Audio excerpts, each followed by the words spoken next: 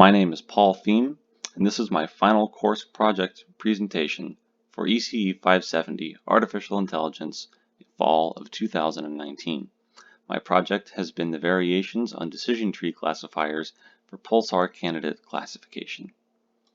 We'll begin by talking a little bit more about the pulsar candidate selection problem. We'll talk about what decision trees are and how they're used to solve this problem. I'll discuss the Hoffiting bound, very fast decision trees, and the Gaussian-Hellinger very fast decision tree. The pulsar candidate selection problem is the problem that has arisen recently due to the increase in the number of radio telescopes, their sensitivity, and the increase in false identification of pulsars due to man-made noise. A pulsar is a neutron star that is rotating in space. From the ends of this neutron star, there are beams of RF radiation that are emitted out into space.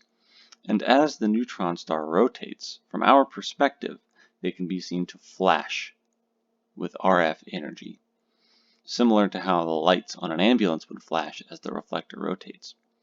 It's important to know where neutron stars are and how many of them there are, because they're used in navigation, as each neutron star is unique in its characteristics and can be used as a landmark of sorts in space. But as radio receiver technology has become more and more sophisticated and there are more and more radio telescopes on Earth, more neutron stars have been detected. But there's an additional problem. Man-made interference has also increased. So there are both more positive and more false identifications of neutron stars. Machine learning has been implemented to help mitigate this problem. In specific, the decision tree classifier has been used to determine between the two classes of data, true pulsars and false pulsars.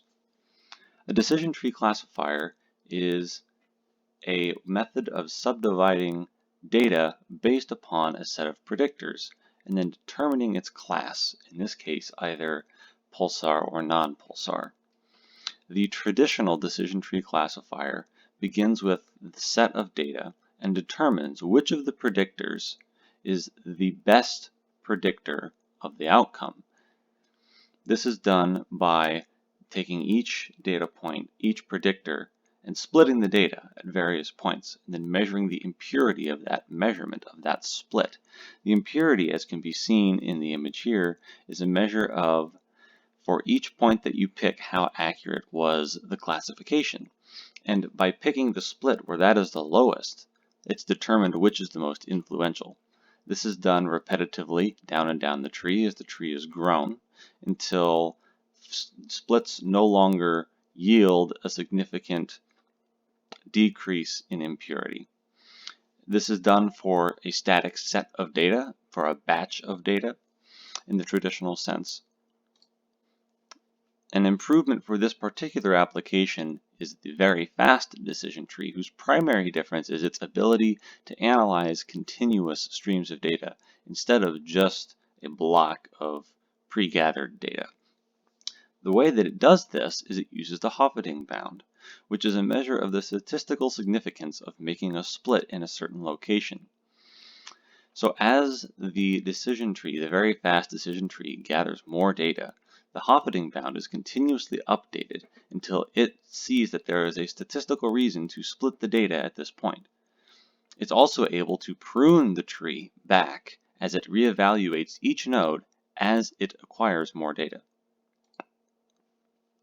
Finally, the Gaussian-Hellinger very fast decision tree is a further improvement on the very fast decision tree, as it allows the process to run under heavily skewed amounts of data.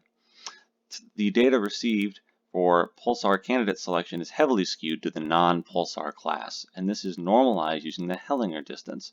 The distance between the two means, as it makes each distribution Gaussian, and then proceeds to operate as a very fast decision tree. As it can be seen here, compared to many other algorithms used to sort this data, the Gaussian-Hellinger very fast decision tree is both more precise and more accurate than other protocols used.